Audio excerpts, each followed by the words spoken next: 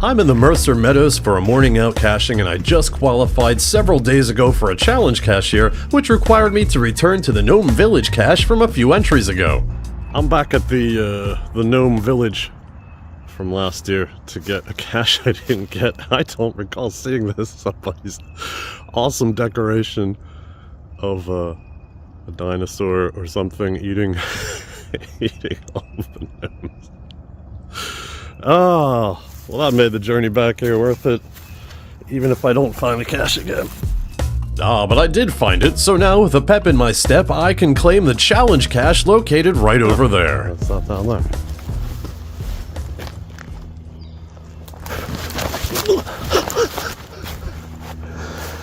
Everybody okay? It's deteriorated wood there. Don't walk on that. And you wrote a good old-fashioned ammo can with a large logbook. Let's look inside. Saturday, March 1st, 2025. Me and my friends are on shrooms in the woods, and we were around and climbing the tree and randomly found this geocache. This is pretty surreal, and good luck to anyone trying to find this. This is my first time on shrooms, and I go to TCNJ. Have a good one.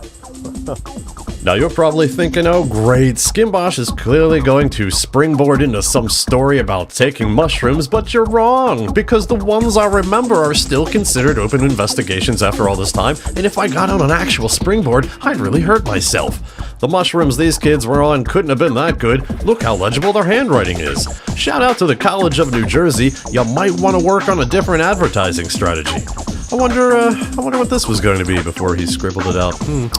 I jest journal, but the fact is we got Normans out here getting faced and leaving the types of logs that most COs would love to see in their caches, while the majority of us actual geocachers, myself included, barely write more than a line. Well, you know what? There's always Shroom For Improvement. Okay, I read somewhere that saying the title of the video in the video will increase engagement with subscribers. So now we're engaged. I've already registered us at Macy's. In this cache, I also found Contraband. No, not a musical act featuring Bill Blue Pants Riser and Lance Red Pants Bean. I am, of course, referring to items not allowed in geocaches, such as this James Bond pipe. Dun-dun, dun-dun. This would be slightly cooler if it didn't say pipe on it. It would look like a novelty keychain. They should make it look like a bottle opener. But if I'm not mistaken, what you do is this. On Her Majesty's secret stash. Wait. There we go. Ah, bugs all over me. Focus, damn you. Would have been nice. Sorry. There we go. If it wasn't used. I mean, not that I would use this. So great, now I got to carry this around. Because obviously I can't put it back. And I'm not saying it's shrooms, guys, but, you know. Seems pretty logical. Hope I don't get stopped. No, I found this in a geocache, officer, I swear. Ugh. I'll just wrap it up in a glove. That's my idea.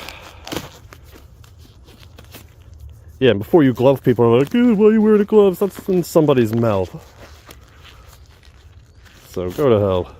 Alright, calm down. Are the glove people in the room with us now, Skimbosh?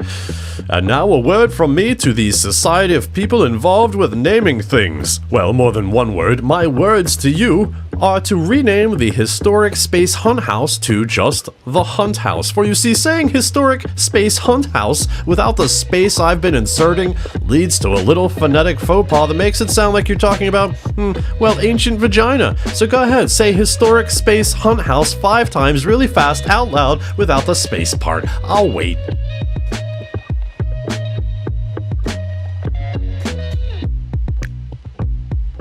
Yeah, I hope you checked to make sure nobody was around before you did that.